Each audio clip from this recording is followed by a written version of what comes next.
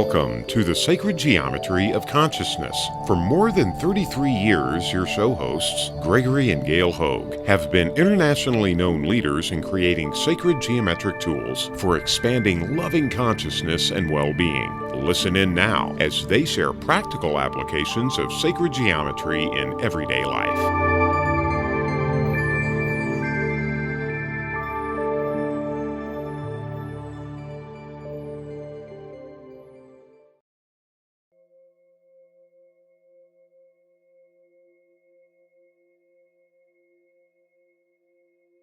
Welcome and thank you for joining us today as we go on a little journey. And we're going to talk about the pathways used by spirit and understanding those modes of connection. Gregory and I have actually identified 12 different ways that spirit connects with us. And we want to flesh this out to you so that you can better use those in your daily life. Now, in actuality, when we talk about spirit, spirit is not separate from us. We are all one. We live in a unity. However, our consciousness oftentimes subdivides things so that we can have an understanding of all of the different aspects that we're working with consciously. So when we're talking about spirit, always remember that spirit is you. You are spirit. You are not separated from that higher intelligence, that higher access to all you are. And what we truly want to do in our everyday life is utilize all of that consciousness, be more capable of bringing the full range of spirit, of our deepest essence into our lives each and every day, bringing more love, more connection, more well-being, and more prosperity. So let's begin.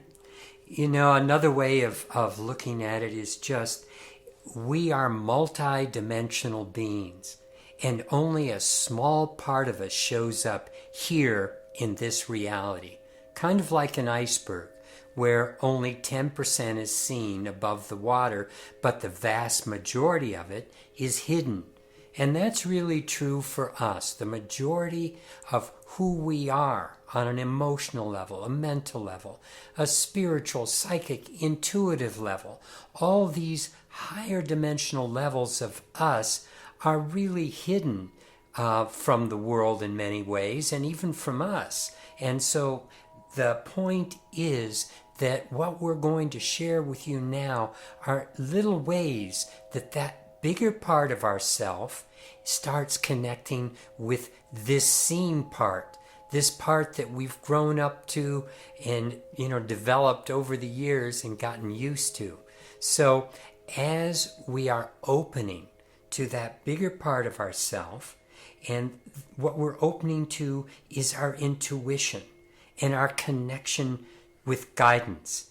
It's really important to recognize the signs, the pathways that spirit, our higher self, uses to connect with us. So we see them when they're actually there in front of us, or we can even go looking for them. So everything in existence is an expression of spirit. And this is our opportunity to regain that connection and enjoy discovering the messages that come from Source through our spiritual self.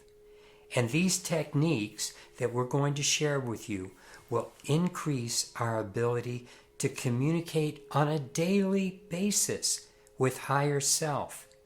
And as we familiarize ourselves with these modalities, we will gain greater accuracy and clarity on the light path of spiritual evolution that we are on right now. Sometimes I like to bring up the image of the eagle. And as the eagle is soaring above us, it's way, way up in the atmosphere, and yet it has the ability to see very specific things, whether it's looking for food, whether it's looking for a mate, whether it's looking for whatever is necessary for its life at that moment. As it's moving, it has a great distance that it's covering. And the perspective of the eagle enables it to see so much more than when it's lower down or when it's on the ground. Well, we as human beings don't have the capability as the eagle does to fly way up on high and to see both the great general picture as well as the intricacies, those specifics that guide the eagle to what it can get, whether it's that little rodent it's going to pick up or whether it's something, that is, just enjoying the breeze. So we want to help you understand how to look for what's available, how to gain a broader perspective so that you can move with the grace and ease and clarity of an eagle to see, to feel, to use all of your senses, all of the senses, not only just the senses that we generally work with, but the higher senses that incorporate our creativity, our intuition, the inner knowing, the qualities that we are often taught not to bring into our everyday life. So that's what we're really putting in front of you now. And one of the important ways that we do receive that inner guidance, that knowing, and that greater, higher sensory perception is by accessing things that we're not normally aware of. For instance, when you feel love, when you feel joy, when you feel that sense of connection, higher guidance is presenting itself. It's coming to you, it's knocking on your door, and it's saying, hey, maybe you're on the right track. There's something that you're experiencing now that you can gain more clarity and wisdom with. And I thought about this particular perception. And many years ago, I was a visual artist. I would paint. And something that I became very familiar with was going beyond my normal everyday habits. And so I attempted, as I was just walking around, whether I was on a city block and just looking around, I would play a little game with my perceptions to look at things in a fresh way, in a way like I had never seen them before, like I was just born, like I had just landed on this planet, looking at things from that place of awe and joy. And I remember walking around one day and I was just looking down at the beauty of the way that the colors of the flowers on the ground were presenting themselves to my awareness. That beautiful, vibrant green leaf compared to the violet flower was so powerful. It was so awesome. And it filled me with so much joy. It took me to my knees to go deeper into it, to look at it, to breathe with it, to get the actual essence of that plant. And it was really an amazing experience. And I'd play these games with myself to acclimate to feeling the essence, to honing up my higher sensory perceptions, to gain what was there, to look deeply and ask, what is the nature of that plant offering to me? Sometimes, we are moving so quickly, we don't always take enough time to smell the roses, to see the magnificence of what's being presented to us. And so that is part of what we're sharing with you now, is to slow down and to gain that memory and that allowance of recognizing the magnificence of what's here. Spirit talks to us that way. And the more we hone up those sensory perceptions, we can be guided with those in a greater and greater way. And it starts to get us to have a more full life, to get us on track, to listen more deeply, to become aware of the presence of something greater than what might be on our little track of going back and forth during our routine day. So, in contrast to talking about that love that higher self brings into our life in order to get our attention, and it really is from the higher self that love, joy, happiness comes from. So whenever we feel that, we know we're on the right track. But inside our physical 3D body, we have developed a mechanism for keeping us safe, for warning us of danger. And this is the flight or fight syndrome.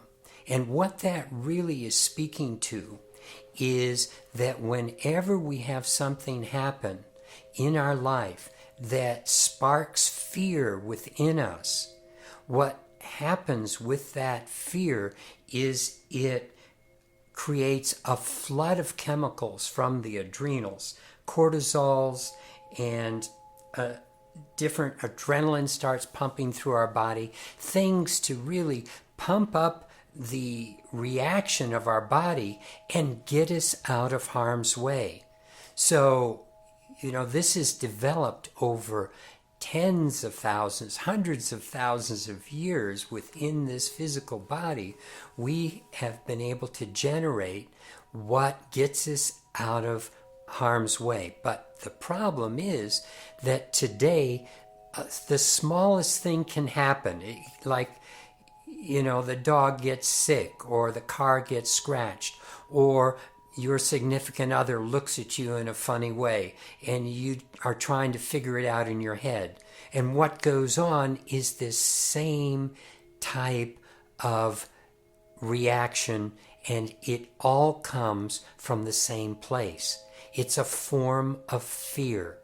And fear is generating the anger. Fear is generating the sadness, the guilt, all the separation that goes on in our lives happens because of this sense of fear.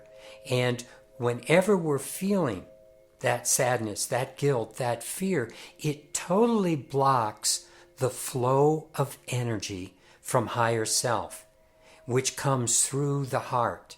So that heart space gets blocked up by the fear, and there's no reason to rationalize any good fear other than just to get you out of harm's way, and then now let's get back into a state where you're centered again. But the problem is that we work with these emotions and it blocks higher self, and then we start holding them in our body, because the body is a 3D vehicle that's moving spirit around in this dimension, but it also is holding on to these different negative feelings in different parts of the body. And science has really started understanding that now, where they see when we go through a lot of anger, it's going to have a direct effect on the heart. If we go through other certain types of sadness and so forth, it's going to affect other body parts. So the body is taking it in.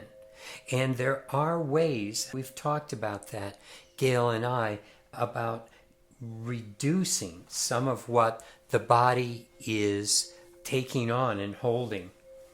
Yeah, it's really interesting. We sometimes think that all of the information is stored in our brain. In reality, the brain is storing a lot of information. However, there's a tremendous amount of information that's stored in different parts of our bodies, whether it's the adrenal glands, whether it's the heart, whether it's, the digestive system. We are storing experiences and memories and judgments and all kinds of information in aspects of the body. And those different parts of the body have a communication system with the brain. And the brain starts to lock in to a particular pathway. It gets to be like a rut. And that rut keeps us into a habitual pattern. It's like something gets triggered. I know many of you have the experience that something happens in your present day life and it trips you back into a memory of something that happened in a childhood relationship. So maybe there is a friend that is yelling at you and you end up reacting in an over-exaggerated way because somewhere in your brain what's getting triggered is the time that you had a parent that just really came down hard on you and made you doubt yourself. And so there are so many of these kinds of things that start to happen where we become habituated rather than being able to be present in the moment. And that's what we're really working with when we talk about connecting in to these modes of being related to our higher consciousness, to spirit. It's for the purpose of becoming empowered beings that are present, that are here now, not being twisted and tossed around by the experiences that we had from the past. A wounded child who couldn't quite understand what to do with some of those situations, or a trauma that you've had that somehow is still speaking through your life.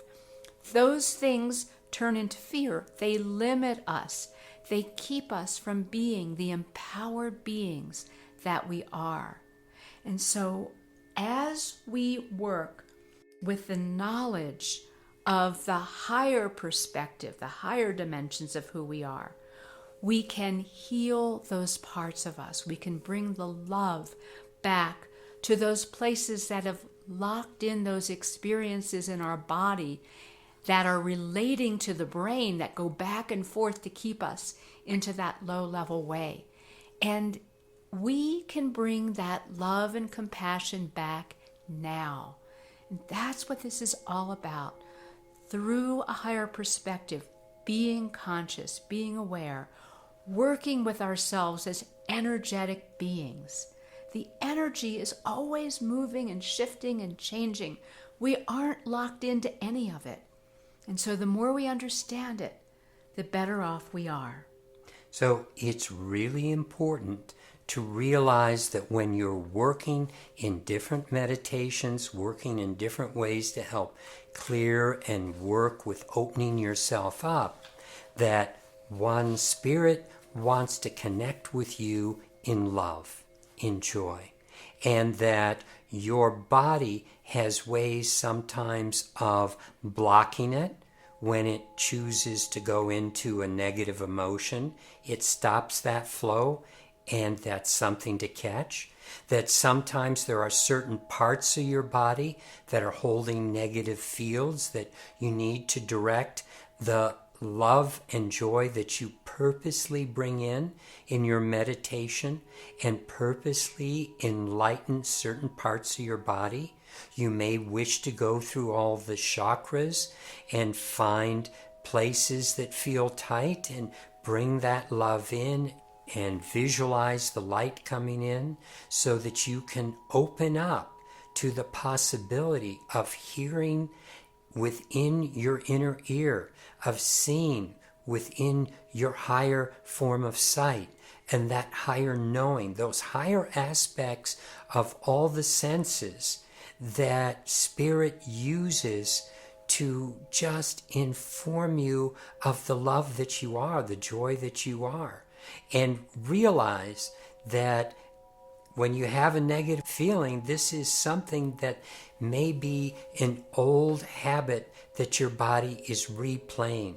Because our body has a way of filtering the truth, filtering the world, and it wants to go into the lowest pathway many times rather than choosing the highest pathway. And so know that Spirit wants to connect to you, and it can only connect to you through the higher parts of your being.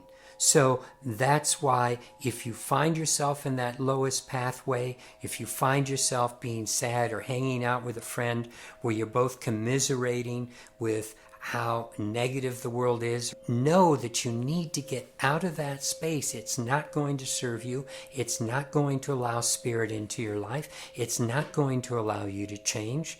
It's time to let go of those aspects, and this is where your focus and consciousness and will comes in to allowing, to being open to Spirit stepping into your life.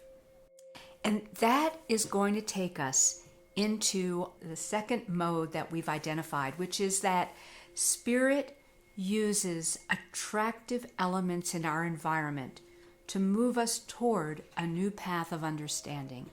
It's all encoded. Beauty is encoded.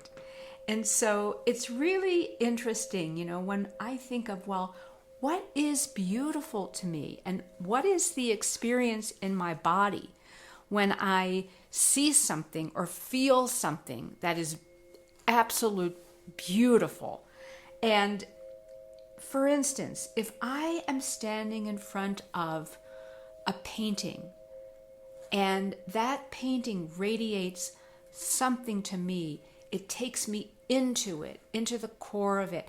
I feel love. I feel ecstasy.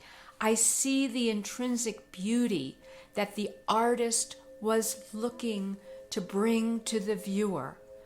That is a journey. That's an amazing situation. And so we are encoded with being able to respond to beauty. And we all have a different perspective of what beauty is.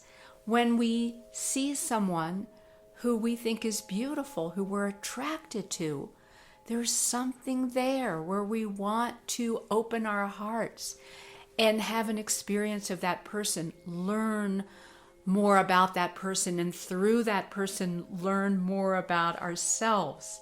There's something intrinsic that is drawing us in at a soul level to understand the value of what is being presented.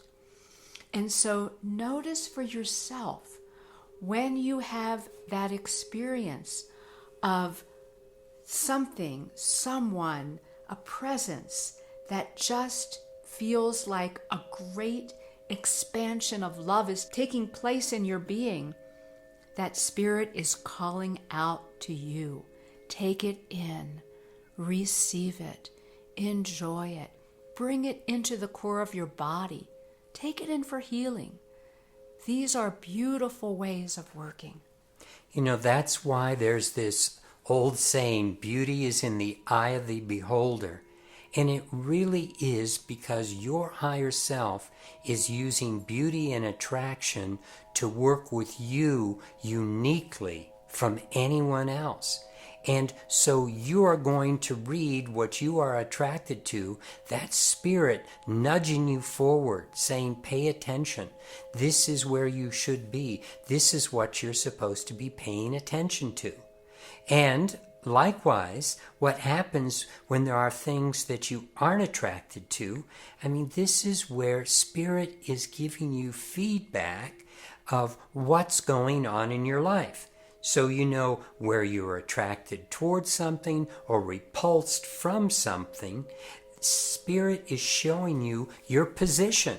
It's giving you your feedback guidepost. This is what you're here to learn from. This is what is here to help you grow. Going toward the things that we're attracted to. Likewise, you can't run away from the things you aren't attracted to. It's important not to bring them into your life, but it's most important to pay attention to what there is to learn from those aspects of yourself.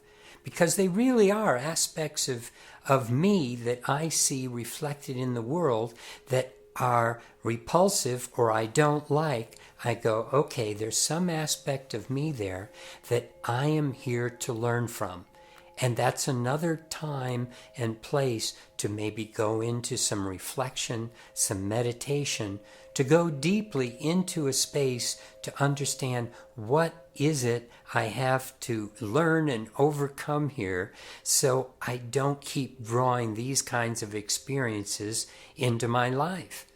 And that's the nice thing, is that as you become more and more solidified on your path to higher self, on your path to exploring spirit, on your path to literally displaying that love that you are, you're going to have less and less of the difficulties come up in your life because those types of learning experiences aren't necessary as much as they were before, when you can find ways that Spirit is being very powerful to help you see more clearly what's going on in your life.